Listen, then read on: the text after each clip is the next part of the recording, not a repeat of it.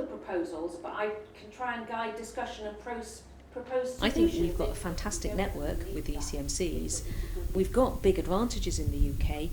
I think we also punch above our weight. If you think of the size of the country, we can get collaborative agreements in place, which the ECMC has led the way on. We can actually get research set up so it's consistent. So I think we do very well in the world of experimental cancer medicine. I think the UK's got a great deal to be proud of. We have some unique collections of talents that really put us amongst the forefront of translational researchers. But I think the things that the ECMC network are doing are genuinely visionary. I think it's really important to bring all the different centres together into a network which will be stronger together than the sum of its parts.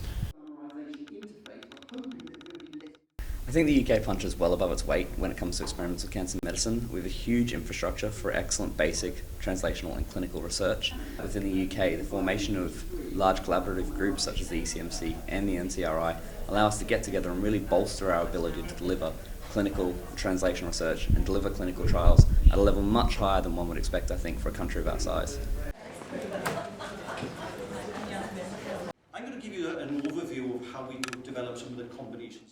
The UK compares very favourably with most of the rest of the world in experimental medicine, both in terms of the quality and quantity of its early phase clinical studies, as well as the associated science that both underpins the reason for doing those trials, as well as the added science that we get. I think the key areas of focus moving forward is how we maximally exploit our understanding of cancer biology and cancer development to progression for better therapeutic gain.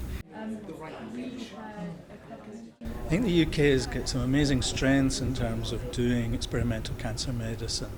There's obviously various innovation that's coming through from Cancer Research UK funded research labs. But I think we've got very good at asking questions around, does the drug do what we think it will do in patients? But I think we've still got to get better at how we take biomarkers to get the right patients for the right treatments. There's a great deal to be done around biomarkers and personalisation of treatments in such a way that we minimise toxicity as well as maximising efficacy. So I think the future of experimental medicine really is going to be focused on biomarker-driven personalised therapies. I mean, for me, next 5-10 years, it is building on the network that we've got, and that is how we deliver, high standard, scientifically driven research trials. It works really well as a network. I think we have a collaborative project with every other ECMC in the network, and that just shows this is a network that functions. The other centres have been absolutely marvellous in welcoming us and sharing their experience and working with us on the trials that we've been developing. I think being part of the ECMC network is a huge benefit. It actually allows us to access a huge repository of knowledge, experience, and even access to drug companies and pharma that we might not have access to as individual groups. It opens many doors for us to collaborate with other laboratories and other investigators which we may not have done previously. So this can give us added value to each of our own internal studies.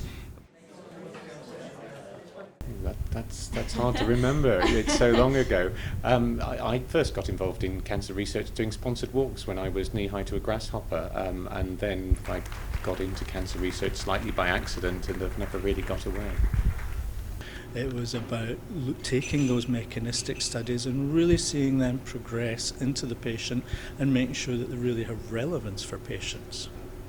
I love meeting patients, hearing their stories and trying to help. I think cancer medicine offers this unique opportunity of having ability to exploit basic science, cancer biology, rapid advances in therapies, and ultimately improving patient care.